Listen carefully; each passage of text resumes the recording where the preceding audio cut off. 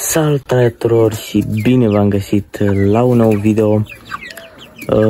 După cum vedeți, suntem la puișori.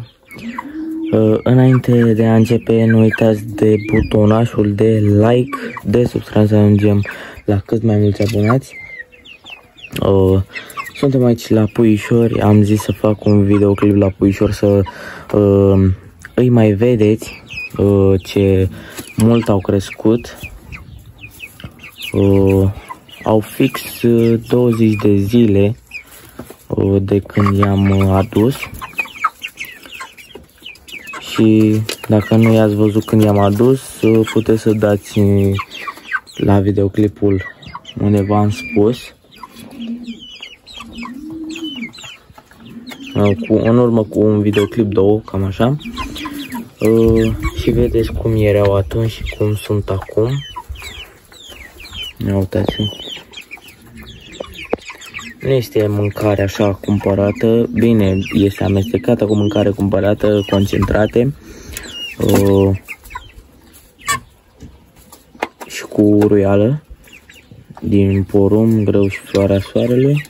Bine, mai puțină floarea soarelui, nu este multă. Și un pui de ăsta are la un jur de 1 kg. Cam așa se învârte. Uitați, de exemplu, ăsta are 1 kg. Cam așa. Și ăsta la fel. Sunt unii mai mari, unii mai mici pe acolo. Uitați cum sunt ăia. Sunt mai mici puțin.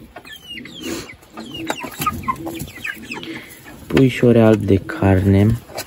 Bine, au timp să mai crească până încă o lună, cam așa, două. Au timp să mai crească. Da, sunt 20 de puișori. Ăsta nu are treabă, ăsta aici. Este foarte cald afară, cred că este 30 și, nu știu,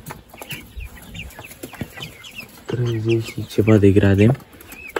Este foarte cald.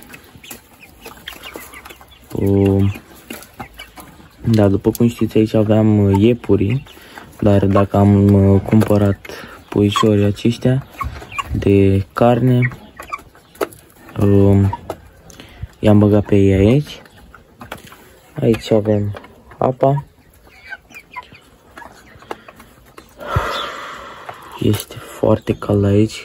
Ne uitați, ăla cum ține ciocul deschis, gura. Este foarte cald. Va urma și un videoclip, două, nu știu exact, de prin grădină, cu ce am mai plantat, ce am mai ieșit, ce am mai cum a mai crescut și porumbul și tot. O să fie postat după acest videoclip cu puișorii. După acest videoclip cu puișorii îl voi posta pe acela. Bine, nu l-am filmat, dar tot astăzi vreau să-l filmez. Și chiar vreau să-mi spuneți în comentarii dacă aveți și voi, cei de la țară, pui de carne pentru consum, pentru carne, pui albi. Da. Asta nu știu, e cam, nu trebuie să ține pe picioare.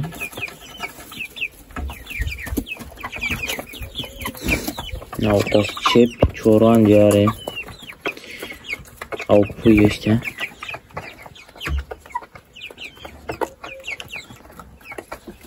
Sunt blânzi, nu sunt, bine, sunt puțin sperioși, dar nu foarte sperioși.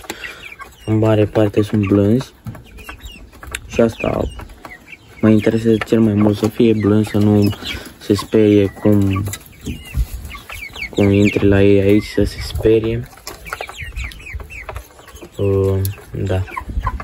Va urma, dacă ați văzut videoclipul în care v-am spus că că va urma luna ce vine, asta pe iunie, în, nu știu, până în jumătatea lunii iunie, o să aduc niște puișori de o zi, de australorp, de găini outoare, puișori mici de o zi, cred că cam așa sunt, nu știu exact cam cum sunt ăia.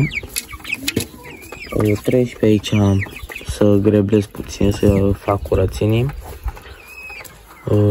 Și am uitat să vă spun, astăzi este sâmbătă când filmez și astăzi este 21 mai, sărbătoarea Constantin și Elena, și vă urez la mulți ani tuturor celor care poartă numele de Constantin, Costel, Costin, Costi, Elena, Emilia, cred că și Emilia, nu? Elena. Și așa vă urez un la mulți ani și multă sănătate.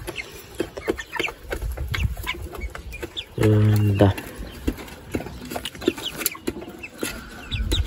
Deci, cam așa se prezintă puii. Au crescut destul de multișor, nu chiar exagerat de mult, dar s-au făcut măricei.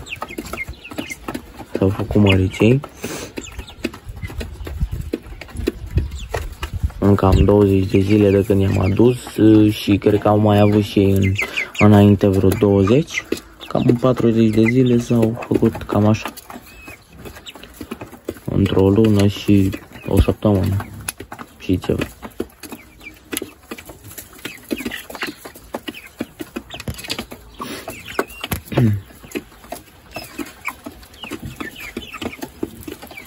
Cam așa se prezintă. Și cam atât cu acest videoclip, pentru că nu am ce să vă arăt așa decât să stau să vă arăt așa în continuu pui. Ia uitați pe ăla cum stă.